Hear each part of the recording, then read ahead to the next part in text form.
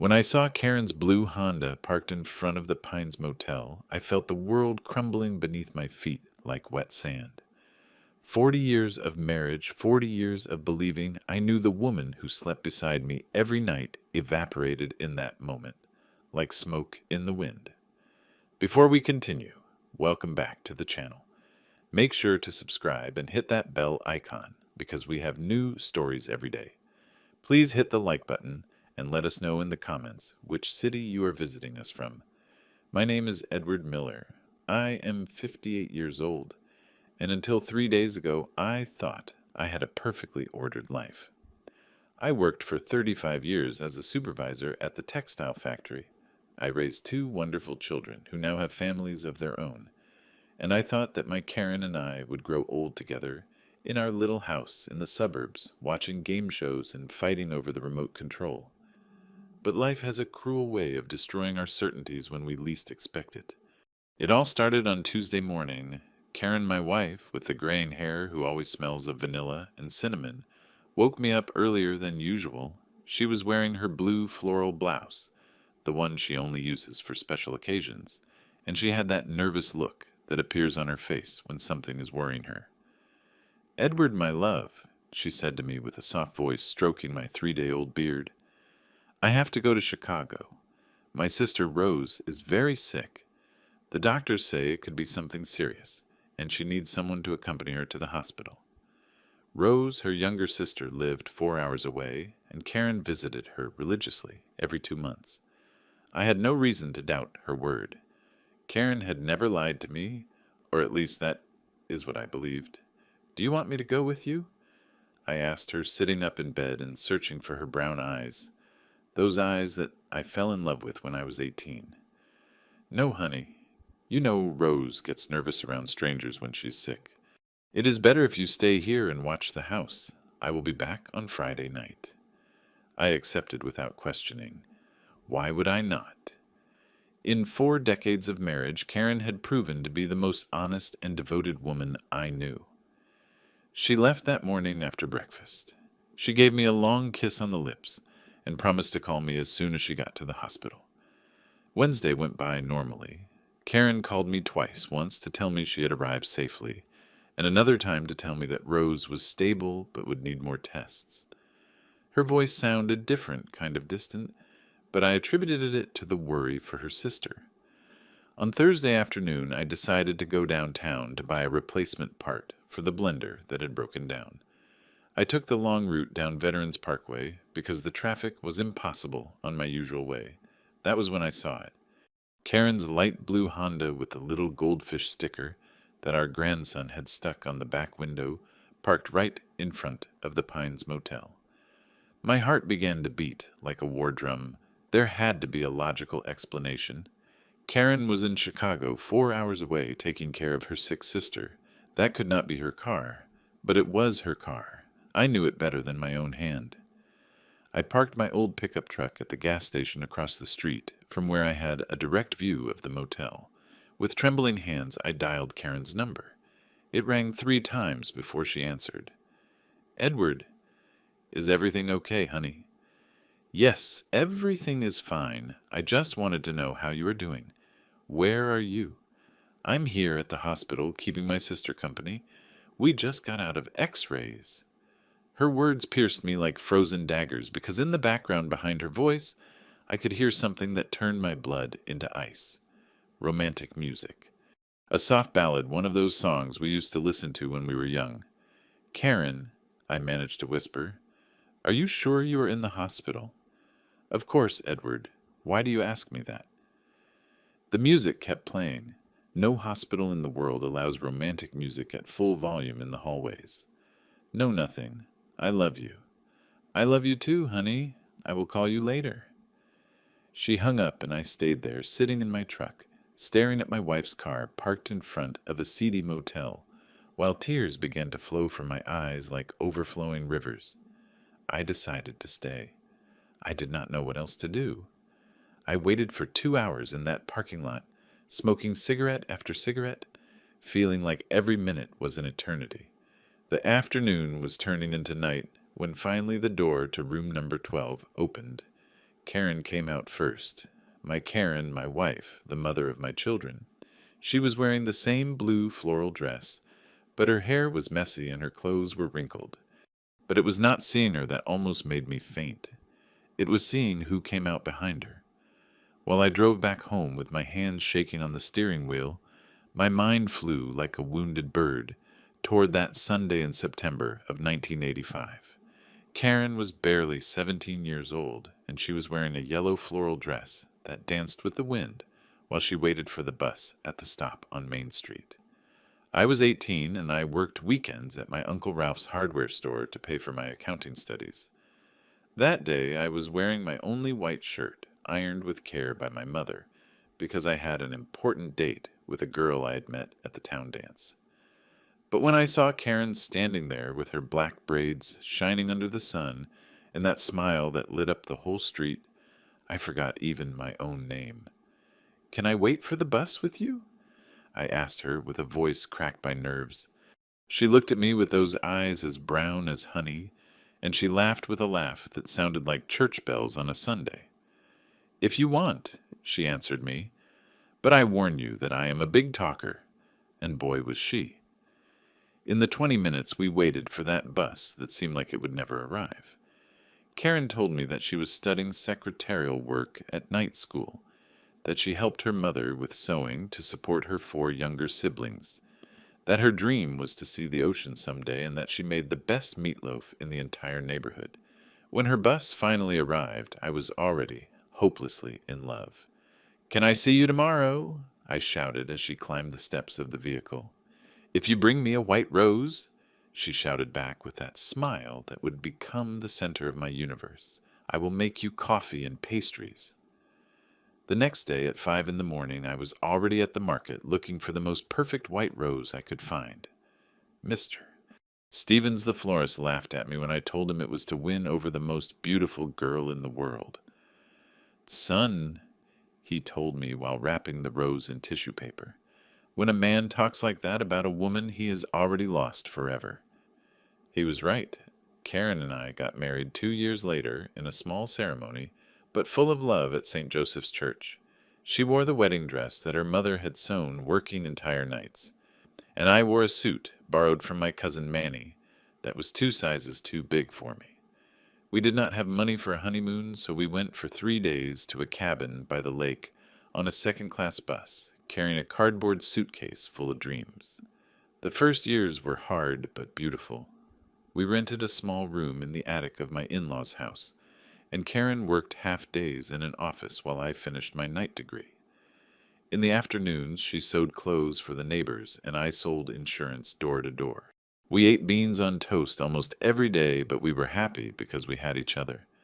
Eddie Jr. arrived in our 3rd year of marriage. Karen looked beautiful, pregnant with her rosy cheeks, and her hands always caressing her growing belly. I worked double shifts to save money for the delivery, and she knitted booties and hats for the baby while she sang lullabies with that sweet voice that made me fall more in love every day. When our son was born, Karen looked at him with so much love, I thought my heart was going to burst out of my chest. "He looks just like you," she whispered to me with tears in her eyes. "He has your big hands and your turned-up nose." 3 years later, Sophie was born our princess. Karen said that now our family was complete: a king, a queen, a prince, and a princess. We bought our little house in the suburbs when I got the supervisor job at the textile mill. It was small, but it had a garden where Karen planted red and white roses, the same ones she asked me to bring her when we were dating. For 40 years, Karen was the perfect wife. She got up every morning at 5 to make me breakfast before I went to work. She took care of our children with a dedication that left me speechless. When Eddie Jr. broke his arm at 8 years old, she stayed awake 3 nights in a row taking care of him. When Sophie had problems at school for being too shy, Karen went every day to talk to her teachers until our daughter regained her confidence. She never gave me reasons to doubt her, never. Not even when Rod, my cousin the doctor, tried to flirt with her at family gatherings. Karen always stayed by my side, holding my arm, making it clear that she was a married woman and happy to be so. That is why, as I parked my truck in the garage of our house, That house full of memories and photographs of 4 decades of love. I could not understand what I had seen at the motel. The image repeated in my mind like a broken film, Karen coming out of that room disheveled, and with wrinkled clothes, followed by... No, I still could not process it. I still could not believe that the woman who had given me the best years of my life, who had raised our children with so much love, who waited for me every night with a hot dinner and a smile, was capable of betraying me in that way. But there was something else I could not get out of my head. Something in Karen's expression when she came out of that room. It was not guilt that I saw on her face. It was sadness. A deep, ancient sadness, as if she were carrying a pain she had kept secret for years. The figure that came out behind Karen from the motel had left me completely paralyzed. It was not a secret lover. It was not another man like my jealous mind had imagined during those 2 hours of torture. It was Dr. Stephen Morris, the oncologist from General Hospital, a man of about 40 with prematurely gray hair and blue eyes, who had treated my mother-in-law during her last months of life. But what the hell was Dr. Morris doing coming out of a motel with my wife? That night, I could not sleep. I stayed awake in the living room, smoking cigarette after cigarette, looking at the family photographs that Karen had carefully placed on the mantelpiece. There we all were, Eddie Jr. at his engineering graduation, Sophie on her wedding day with that white dress that made her look like an angel, our 3 grandchildren in their school uniforms, Karen and me on our 20th wedding anniversary. When had it all begun?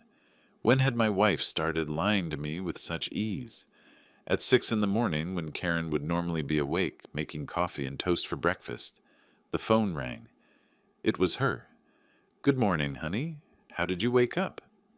Her voice sounded strangely forced, as if she were acting a role she had rehearsed many times. "Fine, Karen," I said. "How is Rose doing?" "The same, but the doctors say there is hope." "Listen, honey, I forgot to tell you that I might be another day. Rose is very depressed and needs company." More lies. Rose, her sister, had died 6 months ago in a car accident. I myself had helped carry her coffin. "It is okay, Karen. Take good care of her." "I love you, Edward." "Me too." But when I hung up, the words tasted like ash in my mouth. After breakfast, which consisted of black coffee and the pain that was eating away at my stomach, I decided to look for answers. I started in the most logical place, Karen's bedroom. In 40 years of marriage, I had never gone through her personal things. We had always trusted each other completely. Her vanity was immaculately organized as always. Face creams, cheap perfumes, worn lipsticks, the simple jewelry I had given her on our anniversaries. Everything normal, everything familiar. But when I opened the top drawer of her dresser, I found something that made my blood run cold. A manila folder hidden underneath her underwear contained medical documents. Many medical documents. Lab results, x-rays, prescriptions, all with the name Karen Miller, all signed by Dr. Stephen Morris. With trembling hands, I began to read. The dates went back 8 months. Blood tests, biopsies, CT scans. The words blurred before my watery eyes, but some jumped off the pages like stab wounds. Malignant cells, metastasis, reserved prognosis, advanced stage. My Karen, my beautiful Karen, had cancer. Ovarian cancer, according to the reports. And based on the dates on the documents, she had known for 8 months. 8 months keeping it a secret. 8 months carrying that terrible news alone. 8 months protecting me from the truth. I collapsed on the edge of our bed, the same bed where we had made love thousands of times, where our children had been conceived, where we had comforted each other after my parents died. The medical documents scattered on the floor like dry autumn leaves. Everything started to make sense. The visits to her sister Rose were actually chemotherapy sessions.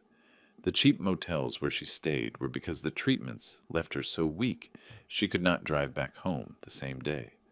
Dr. Morris probably accompanied her to make sure she was okay after each session, and I, like the jealous idiot I was, had thought she was cheating on me. But then I found something else in the folder that confused me even more. A sheet with the letterhead of a private clinic in the city, an estimate for an experimental treatment, something about stem cell therapy. The cost was astronomical. $50,000. Where was Karen going to get that amount of money? We lived off my factory pension and the small sewing job she did for the neighbors. We did not have significant savings. The house was mortgaged to pay for our children's college. I kept searching, and I found something that froze my soul. A private loan contract for $50,000. The lender was someone named Richard Vance. The document was signed by Karen 3 months ago. Richard Vance. The name was vaguely familiar, but I could not place it. Where had I heard that name before?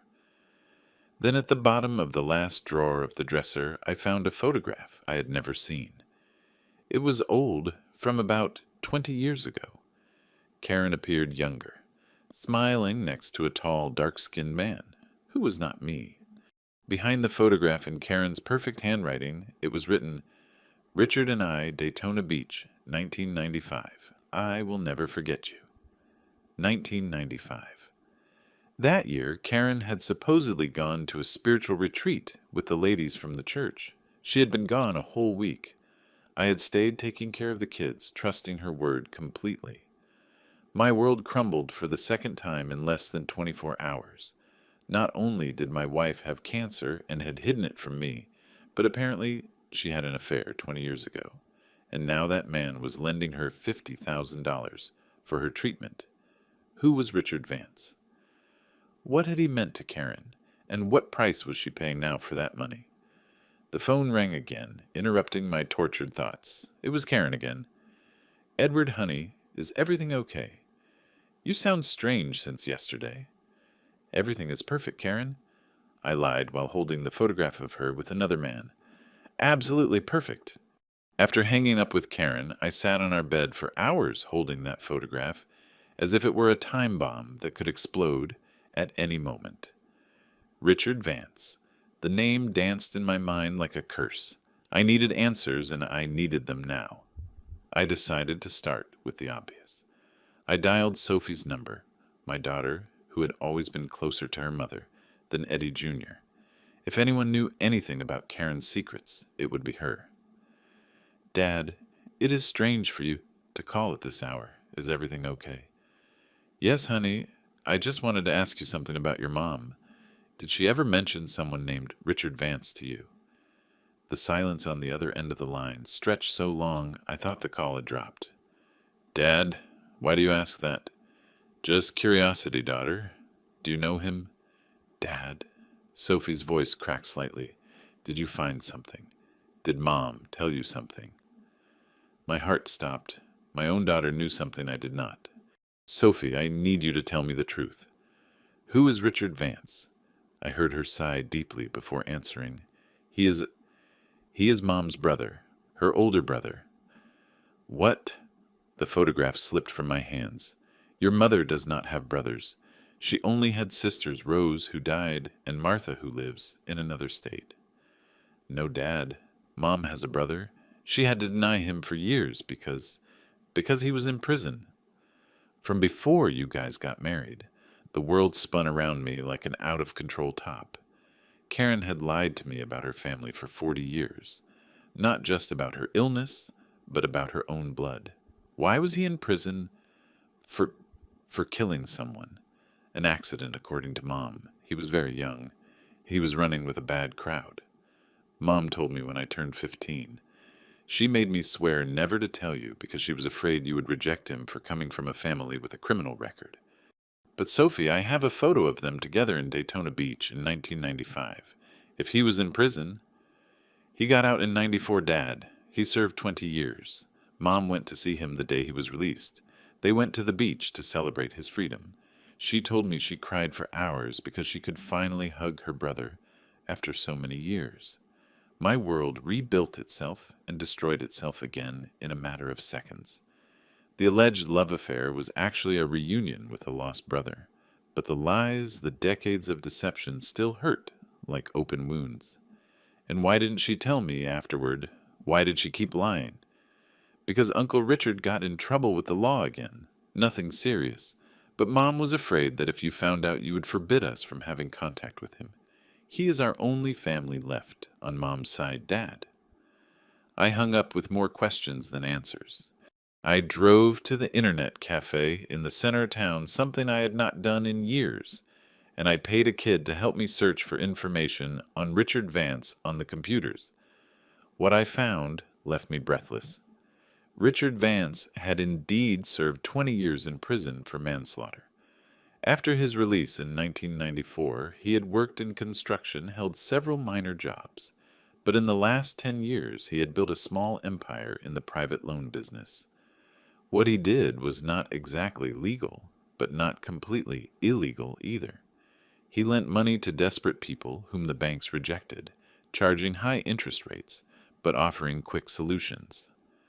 I also found something else, a newspaper article from 3 years ago mentioning that Richard Vance had been investigated for alleged ties to criminal organizations, but the investigations had been closed due to lack of evidence.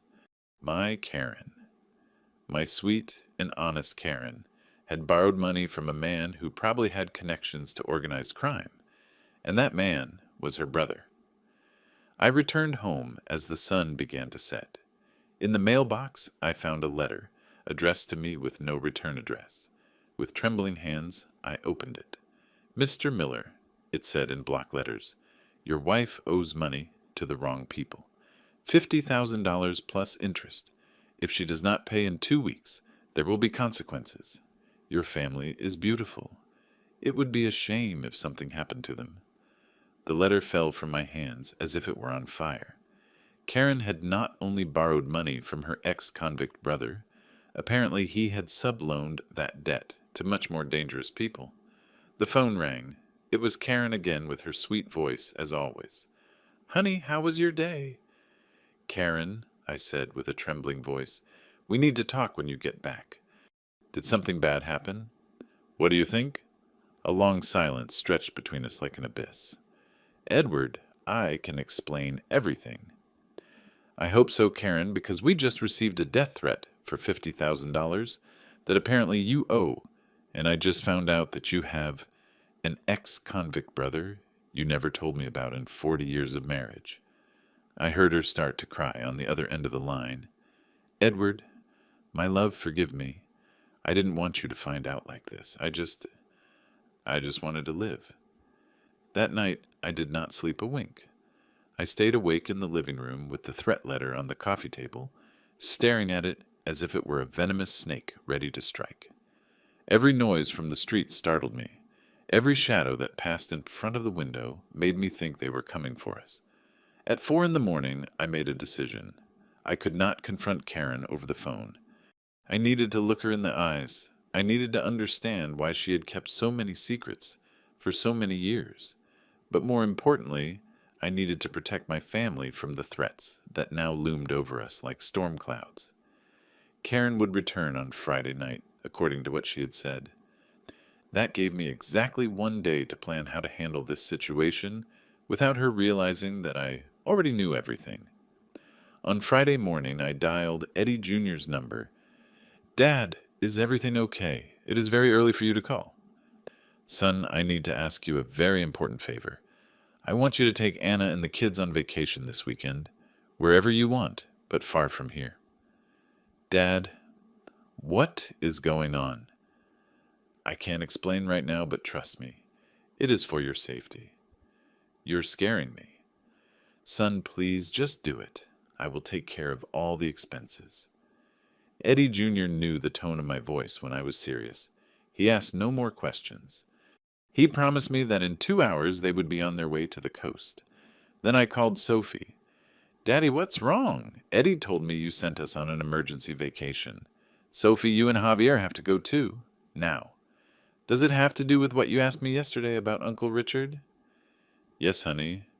And I promise that when this is all over, I will explain everything.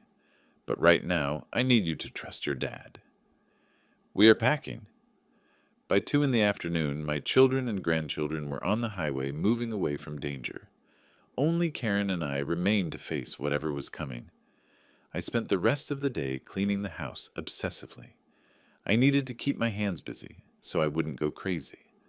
I washed the dishes, vacuumed the carpet, organized the books, polished the frames of the family photographs. It was like setting the stage for the most important play of my life.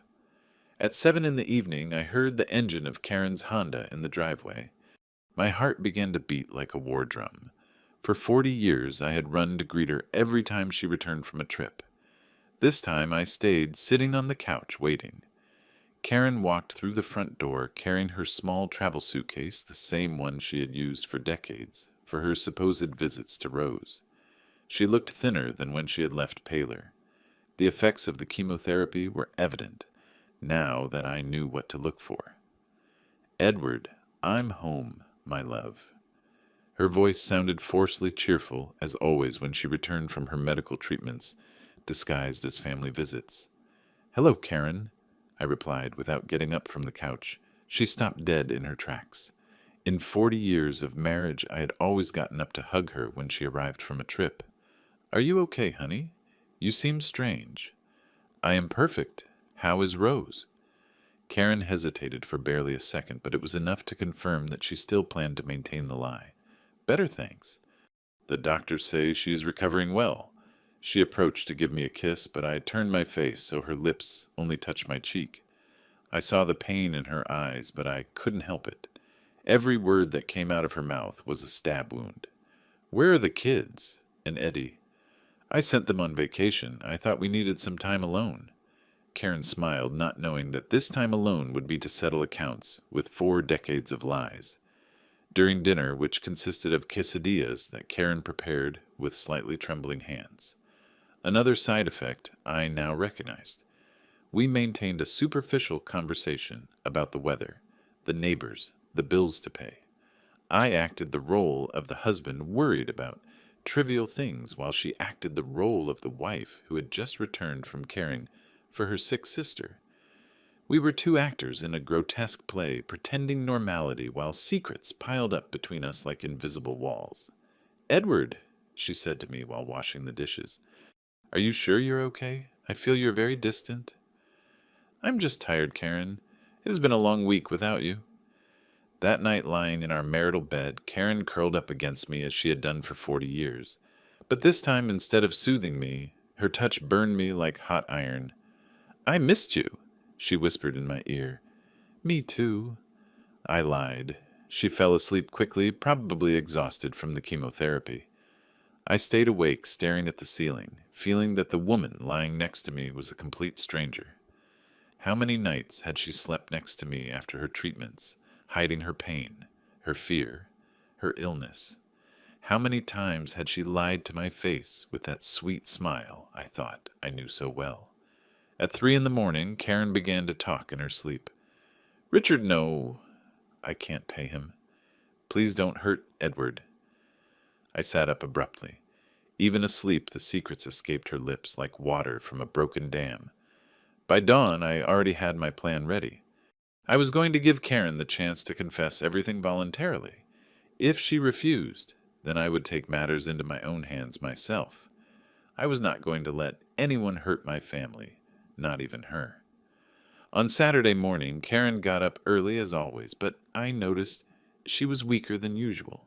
Her movements were slow and deliberate, as if every step cost her a superhuman effort.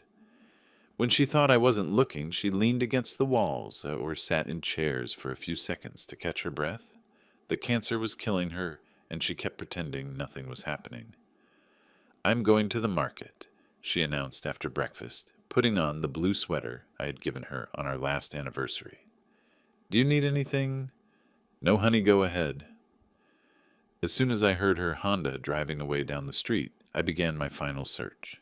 I was going to confront Karen that night. I needed to have all the facts. I couldn't afford any more surprises. "Promise me that when I get out of here, you will still be my sister. Promise me you won't abandon me like the whole family did." Tears began to roll down my cheeks as I kept reading. Letter after letter, Richard told Karen about the brutality of prison, about the beatings, about how he survived, day by day, clinging to the memory of his little sister. Karen answered him religiously. I found copies of her letters, written with that perfect handwriting I knew so well. Soul brother, she wrote in 1978. Edward is a good man, but he wouldn't understand. His family is very conservative, very religious. If he knew I have a brother in prison, he might reject me. I am scared, Richard. I'm so scared of losing him that I prefer to lose you. Forgive me. My heart broke into 1,000 pieces.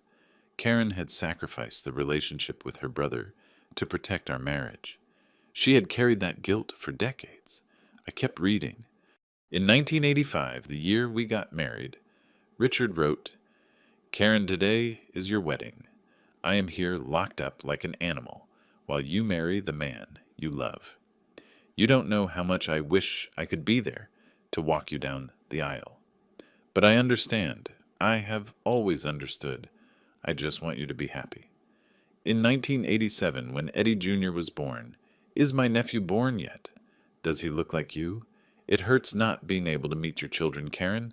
It hurts that they grow up without knowing they have an uncle who loves them, even though he has never seen them. The letters continued through the years. Richard got out of prison in 1994, and Karen went to see him in secret. It wasn't a romantic affair as I had imagined. It was the most painful and beautiful reunion between two siblings who had been lost for 20 years.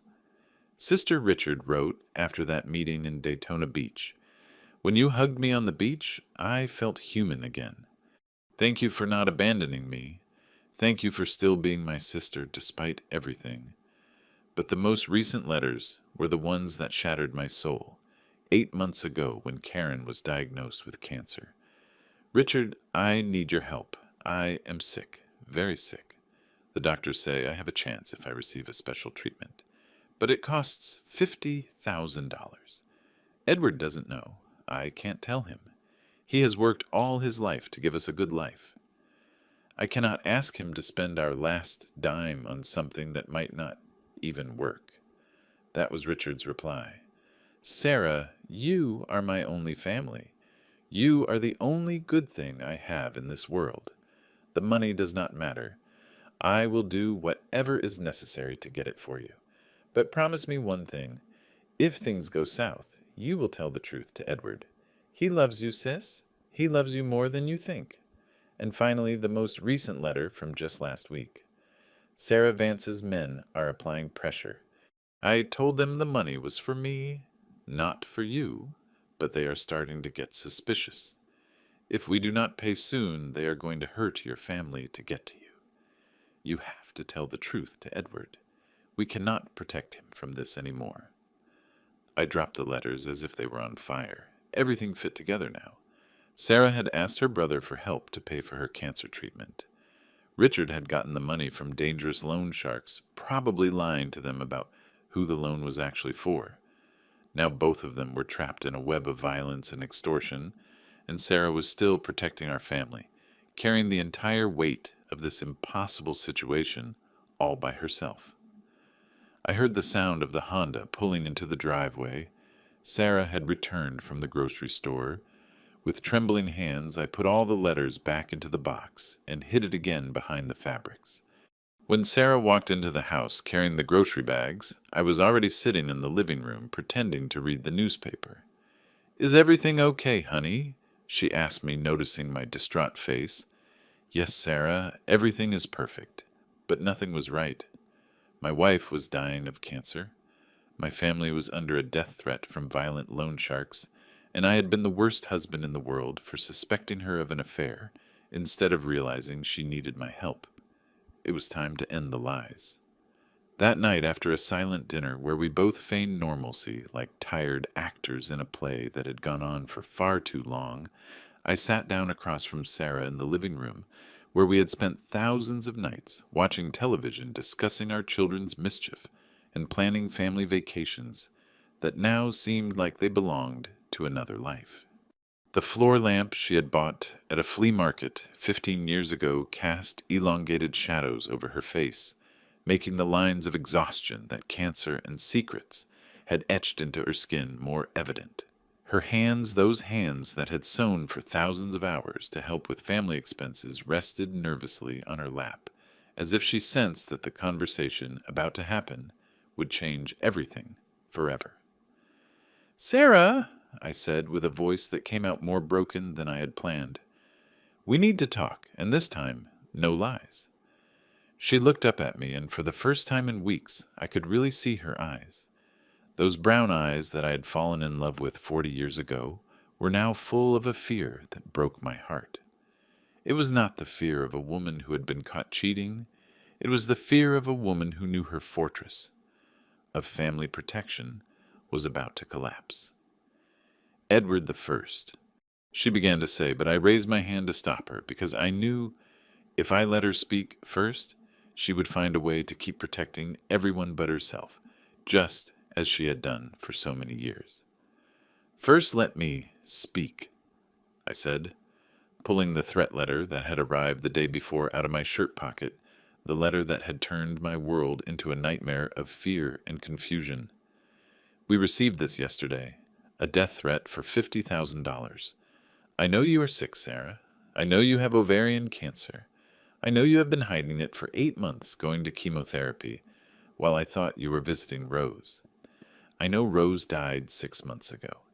I know Richard is your brother, the brother you denied having for 40 years of marriage, because he was in prison for manslaughter. I know you borrowed money from him to pay for an experimental treatment, and I know that money came from very dangerous people who are now threatening all of us." With every revelation, Sarah's face crumbled more. Tears began to well up in her eyes like rivers that had been held back by a dam that was finally breaking. Her hands flew to her mouth to stifle a sob that came from the deepest part of her soul, a sound of pain so pure it made me want to hold her and protect her from the entire world. But I knew that first we had to face the complete truth, without masks, without white lies. How did you find out everything?" she asked between sobs, her voice barely a broken whisper carrying the weight of decades of kept secrets. "I found the medical documents in your dresser. I found Richard's letters. I found the photograph from Florida, from 1995. I found the loan contract. I spoke to Sophie, and she told me about your brother." Sarah collapsed onto the sofa as if all her strength had abandoned her at once, as if keeping those secrets had been the only thing holding her upright all these months. "Edward, I wanted to tell you, but I was so scared that you would leave me, that you could not handle all of this. You are 58 years old already. You have worked your whole life to give me and the kids a good life. It was not fair to ask you to carry the burden of my illness, too, with the debts, with my family's problems." "Sarah," I exploded, standing up from the armchair with a fury that was not directed at her, but at all the circumstances that had brought us to this point. At the cancer that was stealing the woman I loved, at the years we had lost, carrying our fears alone, instead of facing them together. We are husband and wife. We have been married for 40 years, for better or for worse, in sickness and in health, until death do us part.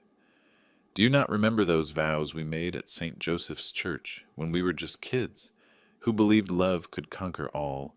I knelt in front of her, taking her trembling hands in mine. Those hands that had worked tirelessly to build our life. Those hands that were now cold and fragile, but were still the hands of the woman I had chosen to love for a lifetime. Do you really believe your illness would make me love you less? Do you believe your brother's problems would make me run away? Sarah, you are my wife. You are the mother of my children. You are my life partner. There is nothing in this world that can change that." Tears streamed down her face like waterfalls, but now there was something different in her eyes, something I had not seen in months. Relief, the relief of a woman who could finally stop carrying the weight of the world alone. "Edward, the treatment costs so much money, and it does not even guarantee it will work. The doctors say I only have a 30% chance. Richard got the money, but he borrowed it from very bad people. People who now want to collect with interest that we will never be able to pay. I am so scared, Edward. So So scared of dying, of leaving you alone, of them hurting our children because of me. I hugged her then. I hugged her like I had not hugged her in years, feeling how thin she had become, how fragile her body was, but also feeling that she was the same woman I had fallen in love with when we were young and believed we could conquer the world together. Sarah, my love, my entire life, I whispered in her ear as she cried against my chest. We are going to face this together. The cancer, the debts, the threats, everything. Together as we should have done from the beginning. And we are going to win because we have something those people do not have. We have true love, and that makes us stronger than any threat. After Sarah fell asleep in my arms that night, exhausted by decades of secrets that had finally come to light, like dammed water finally finding its riverbed, I stayed awake until dawn, staring at the ceiling of our bedroom. It was the same ceiling I had contemplated during thousands of sleepless nights. When the kids were sick, when the bills did not add up at the end of the month, when I worried about my family's future. But this time was different. This time, it was not just the worry of a father or a hardworking husband. It was the devastating realization of a man who had just discovered that the woman he had loved for 4 decades had been fighting the most important battle of her life completely, alone, protecting him and their children from a reality that now threatened to destroy everything they had built together. Every breath Sarah took beside me was a painful reminder of how fragile life was, of how quickly everything could change, of how little we really know about the people we think we know better than ourselves. As the first lights of dawn began to filter through the curtains Sarah had sown with so much love years ago, I recalled every detail of the last 8 months, with a clarity that physically hurt me. All those nights I had come home from work and found her paler than usual, attributing it to her worry about Rose or the fatigue of age. The times I had caught her crying in the kitchen, and she had invented excuses about chopped onions or sad soap operas. The days she had stayed in bed until late, something completely unusual for a woman who for decades had risen before the sun to make perfect breakfasts for her family. The mysterious phone calls she cut short abruptly when I entered the room, explaining they were clients, asking about their dresses. Even her weight loss, which I had attributed to a diet she had never mentioned, when in reality it was cancer slowly consuming the body of the woman I love most in the world. The rage I felt was not against Sarah, it was against myself, for having been so blind, so absorbed in my own daily routine, that I had not noticed my wife was slowly dying right before my eyes. What kind of husband was I that I had not noticed? The woman I shared a bed with every night was fighting a terminal illness. What kind of life partner was I that I had allowed her to carry the burden of keeping our family together alone, while she was crumbling inside? The guilt settled in my chest like a hot stone burning me from within, reminding me that for 40 years I had promised to be there for her through the good times and the bad. And when the worst of the bad times arrived, she had decided to face it alone because she did not trust that I was strong enough to handle the truth. At 6 in the morning, while Sarah still slept deeply for the first time in months, without the burden of keeping secrets, I got up silently and went to the kitchen to make coffee. I needed to think. I needed to plan. I needed to become the husband she deserved to have from the beginning. While the coffee was brewing, I took out a notebook and began to write down everything I knew, organizing the information as I had learned to do in my years as a supervisor at the factory, where complex problems were solved by breaking them down into smaller, manageable parts. First, Sarah had advanced stage ovarian cancer with only a 30% chance of survival with the experimental treatment. Second, the treatment cost $50,000 money we did not have, and that Sarah had obtained through her brother, Richard. Third, Richard had obtained the money from violent loan sharks, probably lying about the real purpose of the loan. Fourth, these loan sharks were now threatening our entire family if the money was not paid, with interest that kept growing. Fifth, we had exactly 2 weeks to resolve this situation before the threats turned into actions. As I wrote, a plan began to form in my mind, a plan that would require courage, cunning, and the willingness to do things I had never imagined I would be capable of doing. I had spent my whole life being an honest, hard-working man who paid his taxes and raised his children with solid values.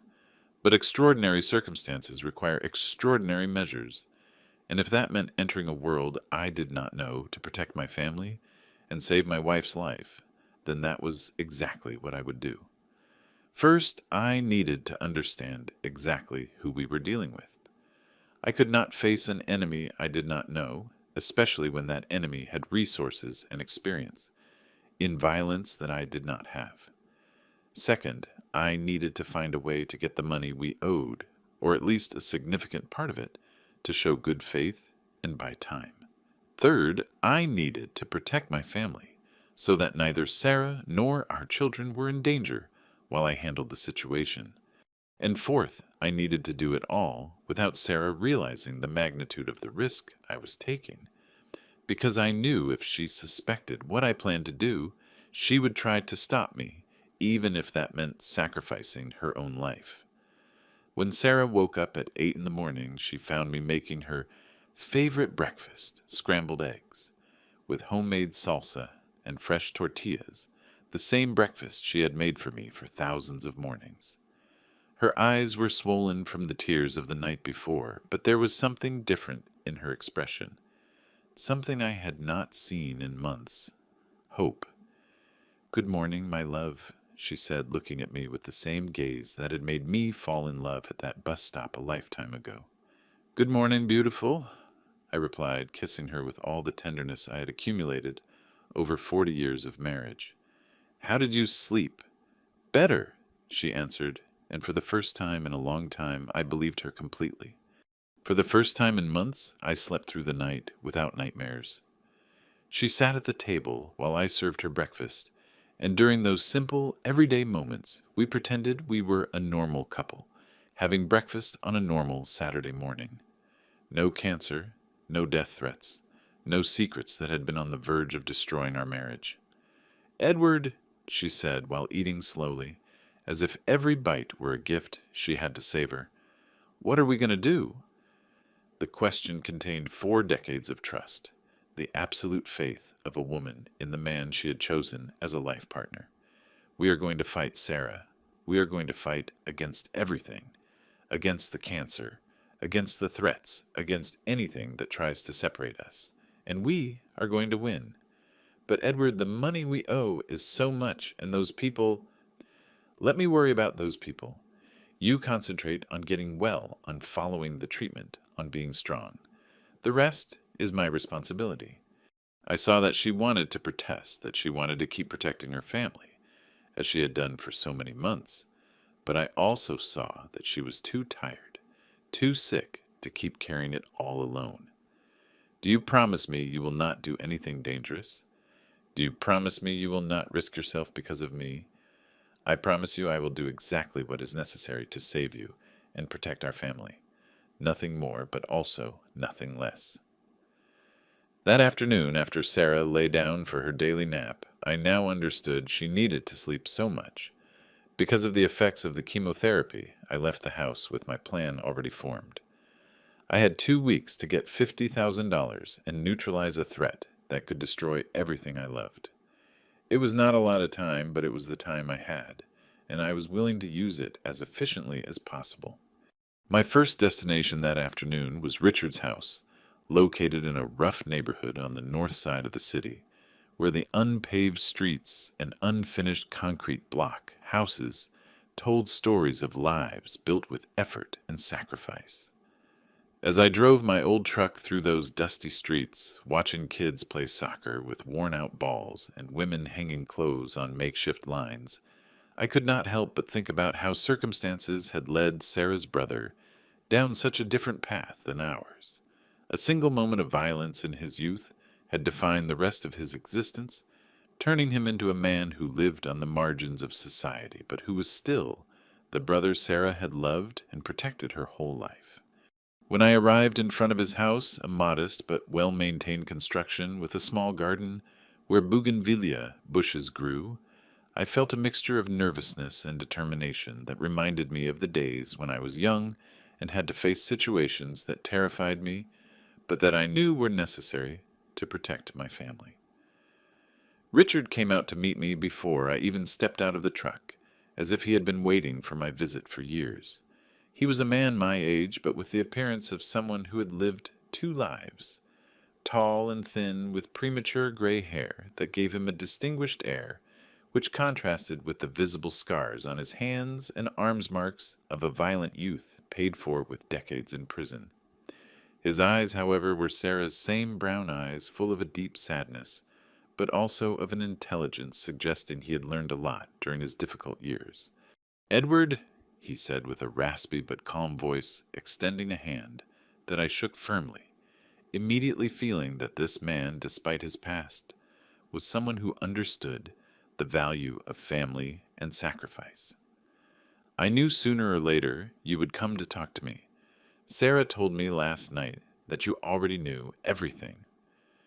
We entered his house, which was surprisingly cozy on the inside, with family photographs on the wall that included many pictures of Sarah and our children that I had never seen evidence of a secret relationship that had lasted decades. "Did she call you?" I asked him as we sat in a simple but clean living room, decorated with furniture that had clearly been bought second-hand, but maintained with care. "Yes, she called me crying. She said she had finally told you everything, that she could no longer keep lying, that she was afraid our situation would destroy everything you two had built together."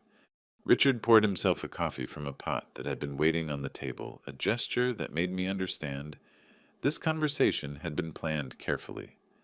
"Edward, you need to know something important. I never wanted Sarah to get involved in my problems. When she asked me for help with her cancer treatment, I tried to get the money through legal means. But $50,000 is not an amount a man like me can easily get through banks or traditional financial institutions. My criminal record closes many doors, and time was running out for Sarah. The doctor said every week of delay reduced her chances of survival." He paused, looking at a photograph of Sarah on a side table, an image of her smiling that must have been taken during one of her secret visits.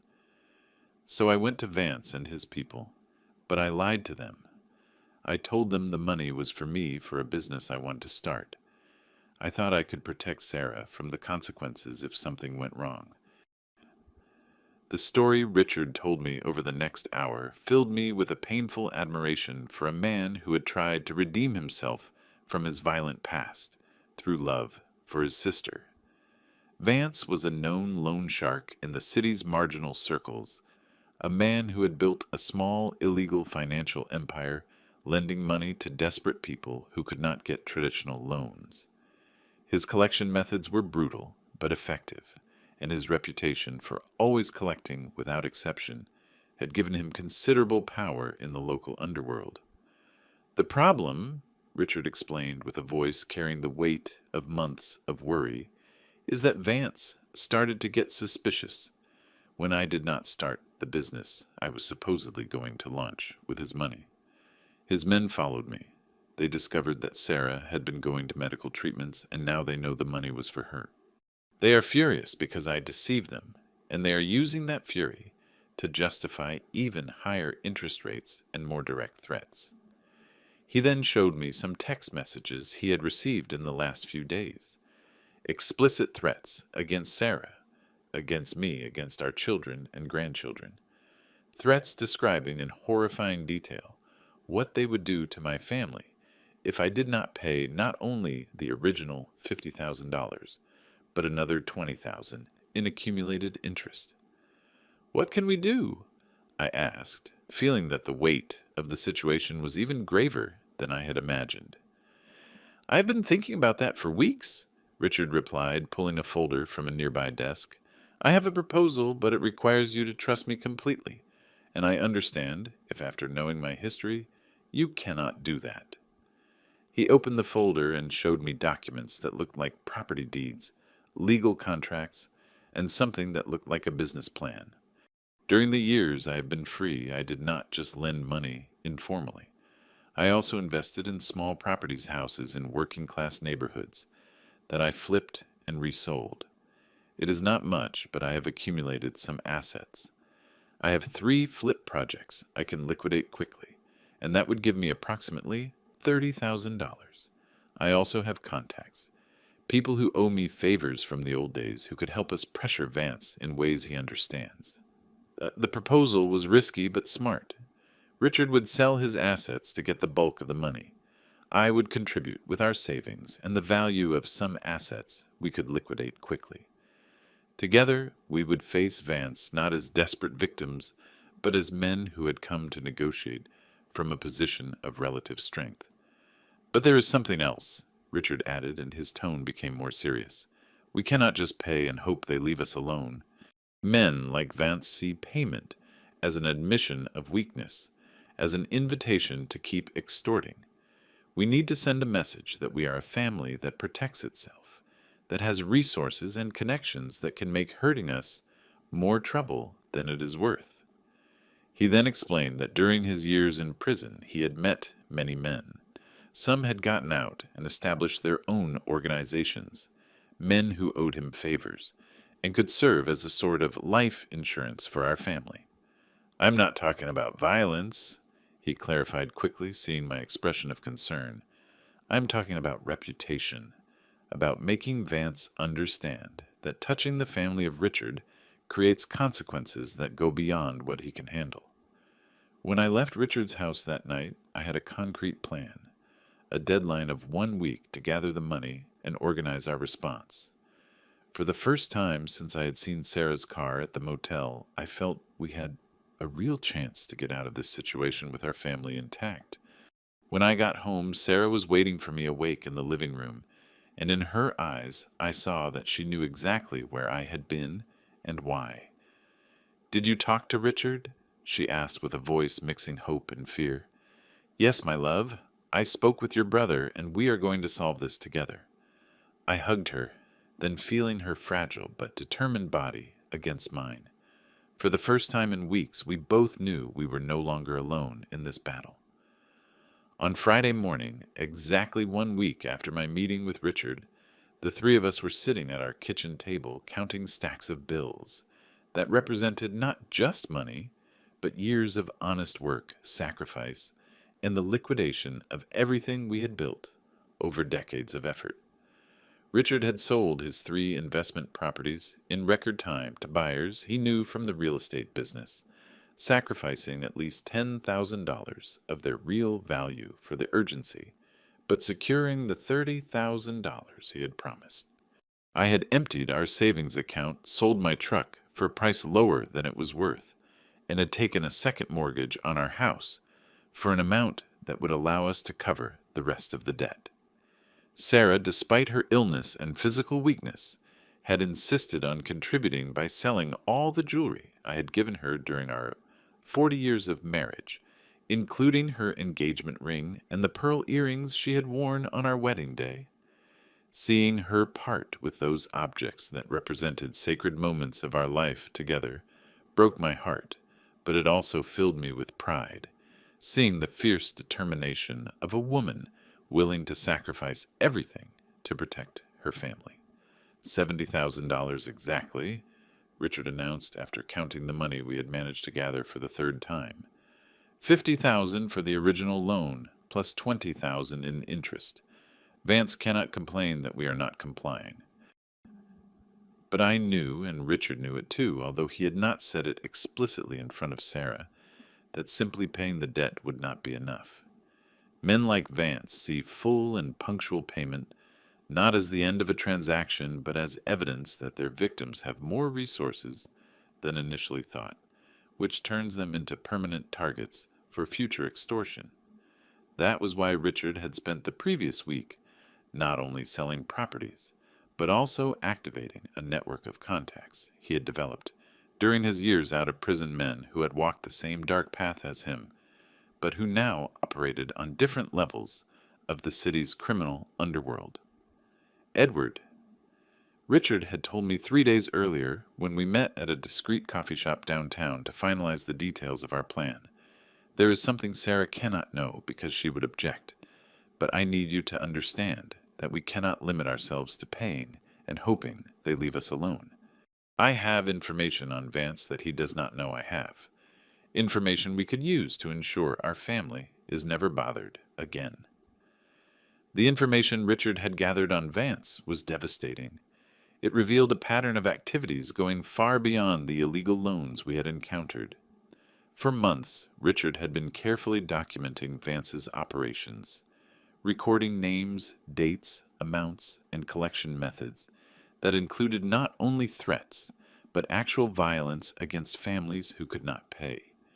He had photographs of meetings where Vance discussed selling drugs in elementary schools, audio recordings where he planned the kidnapping of children of delinquent debtors, and documents showing his connections to human trafficking networks operating at the border. My original plan was to use this information to negotiate our freedom, Richard explained as we reviewed the files he had meticulously compiled. But after seeing what he is doing to Sarah, after understanding the fear you all have been living with, I decided we need to do something more than just protect ourselves. Richard had contacted not only some of his former prison mates, who now operated criminal organizations rivaling Vance's, but also investigative journalists, who had spent years trying to expose the corruption networks that allowed men like Vance to operate with impunity. He had even reached out to some honest police officers who were frustrated by the lack of concrete evidence against criminal organizations everyone knew existed, but no one could legally touch. The meeting with Vance was scheduled for 2 in the afternoon at an abandoned warehouse on the outskirts of the city, a place he had chosen because it gave him a tactical and psychological advantage over the people coming to pay him or beg him.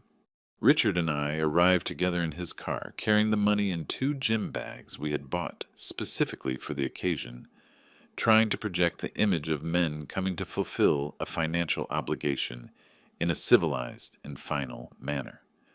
Vance was waiting for us with 4 of his men, burly types, dressed in an intimidating way, clearly there to ensure the meeting went according to his terms. He was a man of about 50, bald, with tattoos climbing up his neck, and a smile that did not reach his eyes, the type of person who had turned cruelty into a profession and enjoyed the power that others' fear gave him. "Richard," he greeted us with a voice that sounded like sandpaper. "And this must be the famous Edward, the husband of the cancer lady. It is a shame what is happening to your wife, Mr. Mendoza. Cancer is a terrible disease, but poverty and debt can be even worse for a family's health. We are here to pay—" I told him directly, not allowing his words to provoke the emotional reaction he was seeking. $70,000, just as we agreed. After this, our family and Richard's family are free from any obligation toward you. Vance examined the money with the thoroughness of an accountant, counting every bill, while his men watched us with the attention of predators, ready to attack if they detected any sign of deception or resistance. "The money is complete," he admitted finally, "but I am afraid there is an additional issue we need to discuss. You see, lying to me is something I take very personally, and Richard here lied to me about the purpose of this loan. That means there is a penalty, an additional cost for the lack of honesty." The smile that accompanied those words was that of a man who had played this game so many times. He knew every move before it happened. "The penalty is simple. Your family will work for me now. Your seamstress daughter, your sons, your grandchildren. Everyone owes me services that I will define according to my needs. You can consider it a sort of family servitude that will extend for, let's say, the next 10 years. It was at that moment that Richard smiled, a smile that completely transformed his face and made me understand why he had survived 20 years in prison. "Vance, I think there is something you do not understand about the situation you are in right now." He then pulled out his cell phone and pressed a button that activated a recording of our entire conversation, including the explicit threats Vance had just made against my family. This conversation is being streamed live to 3 different places. First, to the district attorney's office, where my friend Detective Ramirez has been waiting for concrete evidence against you for years. Second, to the offices of the City Chronicle, where the journalist Anna Martinez is writing an article about extortion rings involving threats against families of cancer patients. And third, to the cell phones of Tony the Crow, Sanders, and his men, who, as you know, control the territory where 2 of your most important loan houses operate, and who have been looking for an excuse to expand their operations into your area of influence.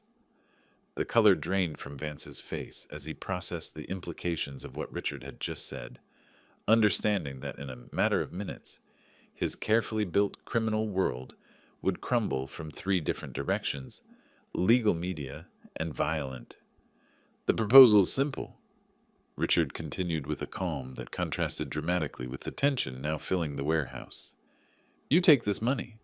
You sign this document stating that all debts between our families are settled permanently, and you commit, in writing, to never again have direct or indirect contact with any member of our families. In exchange, I stop the broadcast and destroy the files I have compiled on your operations over the last 6 months. If you do not accept, or if in the future any member of my family or Edward's family suffers any kind of harassment or threat that can be remotely traced back to you, all that information becomes public automatically. Vance signed the document with trembling hands, took the money, and marched out of the warehouse followed by his men, but not before shooting us a look that promised this story was not over.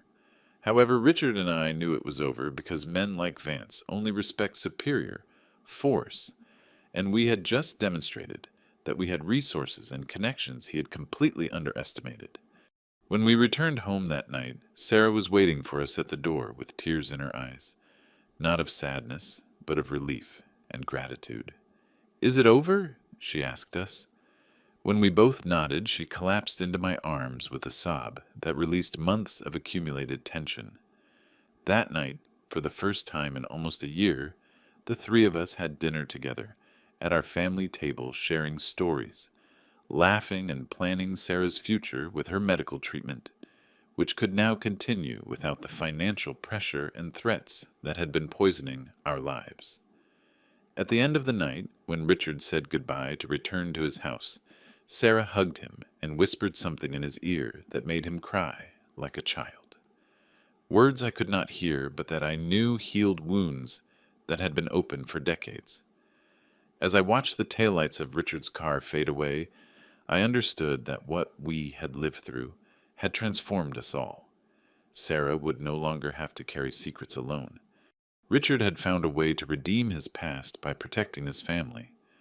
And I had learned that true love is not measured by the absence of problems, but by the willingness to face any adversity together without lies, without fear, with the absolute confidence that together we are stronger than any threat the world can present to us.